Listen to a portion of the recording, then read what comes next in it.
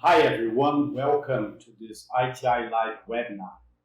It's a pleasure to see you all here today for this lecture entitled Forget About the Guesswork, a holistic risk assessment of any implant case with the SAC classification.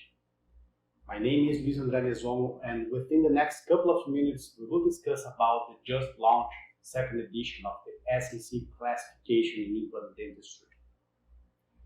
The learning objectives of this activity are to define the SAC tool and describe its goal, its purpose, and its strategy.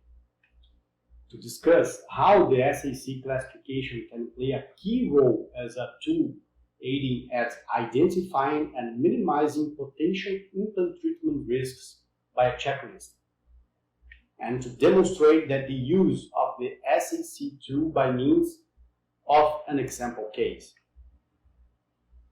Implant dentistry has allowed a positive revolution in the restorative paradigms for decades, increasing its predictability and reducing the invasiveness of treatments for the benefit of our patients.